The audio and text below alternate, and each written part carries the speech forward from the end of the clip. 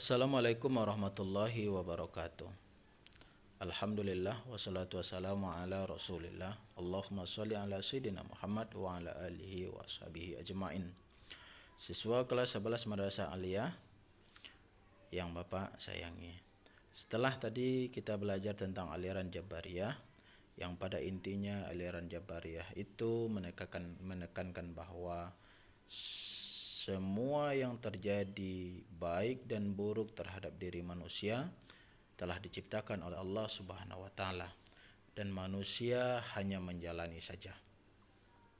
Kebalikan dari paham Jabariyah tersebut adalah Qadariyah. Qadariyah yang tokoh utamanya atau dipelopori oleh Ma'bad al-Jauhani yang wafat tahun 80 Hijriah dan Ghilan ad-Dimashqi. Qadariyah secara bahasa bermakna kemampuan atau kekuatan. Sedangkan Qadariyah secara istilah atau terminologi aliran kalam adalah aliran yang mempercayai bahwa segala tindakan manusia ini tidak diintervensi oleh Allah Subhanahu wa taala.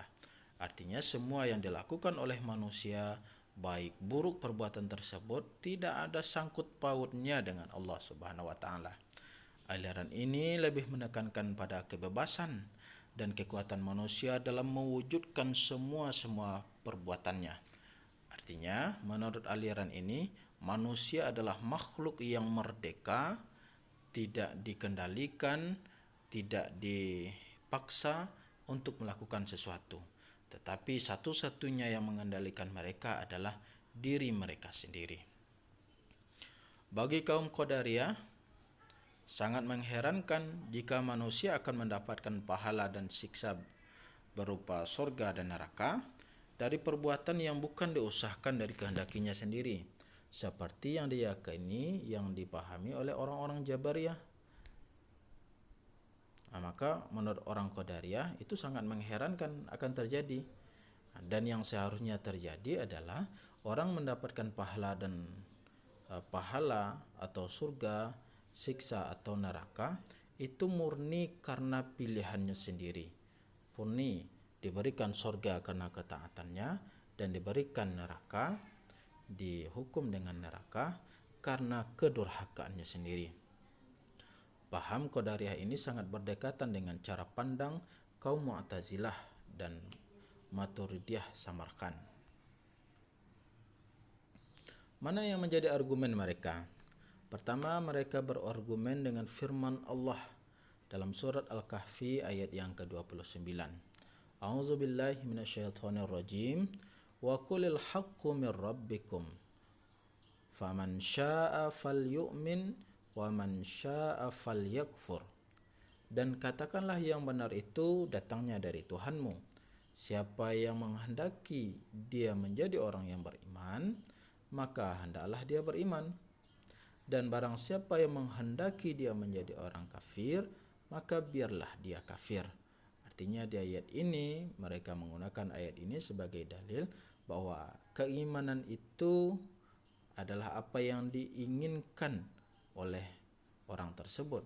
Kekafiran juga sebaliknya, apa yang ketika dia ingin menjadi orang yang ingkar, maka silahkan dia menjadi orang yang ingkar. Dan itu terlepas dari kehendak dan intervensi Allah Subhanahu wa taala. Yang kedua, surat Ali Imran ayat 165 yang artinya, dan mengapa kamu heran ketika ditimpa musibah atau kekalahan pada perang Uhud, padahal kamu telah menimpakan musibah 2 kali lipat kepada musuh-musuhmu pada waktu perang Badar. Kamu berkata ketika kamu kalah di perang Uhud, dari mana datangnya kekalahan ini? Apa penyebab datangnya kekalahan ini? Katakanlah, kata Allah, itu datang dari kesalahan dirimu sendiri. Ayat ini kemudian dijadikan argumen bahwa kekalahan kaum muslimin dari perang Uhud tidak ada intervensi, tidak ada sangkut pautnya dengan kekuasaan Allah Subhanahu wa taala, karena kekalahan ketika itu murni karena kelalaian dan ketidakpatuhan sebagian kaum muslimin terhadap perintah Nabi agar tidak turun dari Bukit Uhud.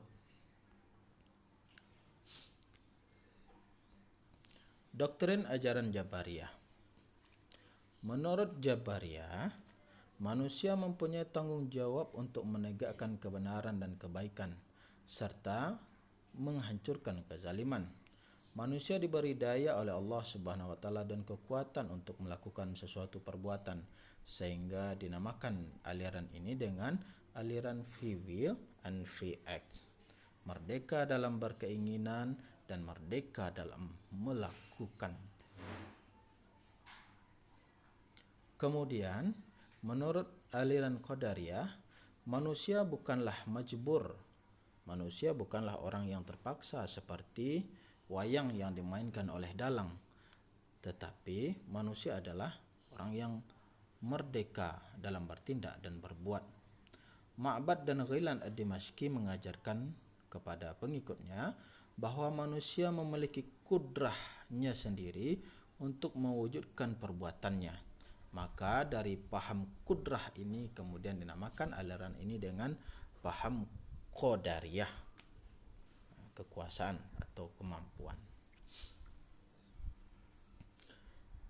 Salah satu sebab kenapa aliran ini sangat populer di masanya karena Ghilan ad-Dimashqi dan Ma'bad al-Jauhani terus melontarkan kritikan terhadap Bani Umayyah, yang ketika itu Bani Umayyah mempropagandakan paham atau aliran Jabariyah, sehingga kritikan-kritikan ketika itu yang dialamatkan kepada Bani Umayyah sering menjadi buronan pemerintah, dan pada akhirnya Ghilan ad-Dimashqi sering keluar masuk penjara dan menjalani hukuman mati pada masa pemerintahan Hisam bin Abdul Malik. Pada pemerintahan Hisam bin Abdul Malik 105 sampai 125 Hijriah.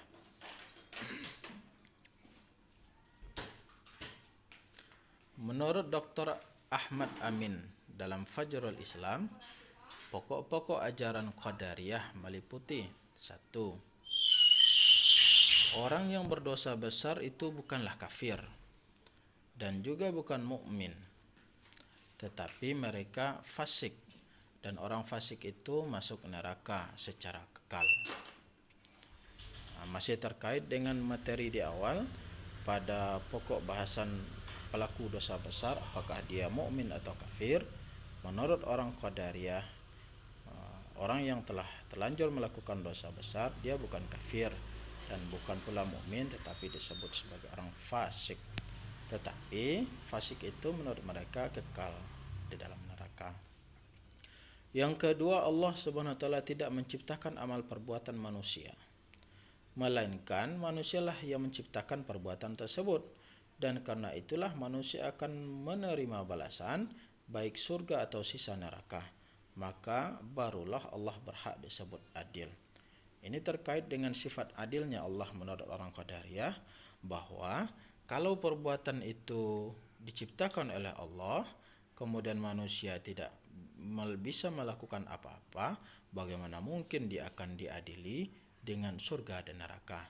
Sebaliknya, ketika manusia itu Allah tidak menciptakan perbuatan manusia itu diciptakan oleh dirinya sendiri.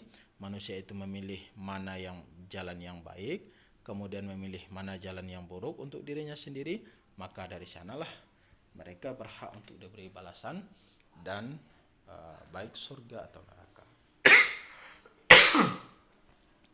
Yang ketiga, menurut orang Qadariyah, mereka mengatakan bahwa Allah itu Maha Esa, dalam artian bahwa Allah tidak memiliki sifat-sifat azali seperti ilmu, kudrat, hayat, mendengar, melihat, yang mana melihat bukan dengan zatnya sendiri.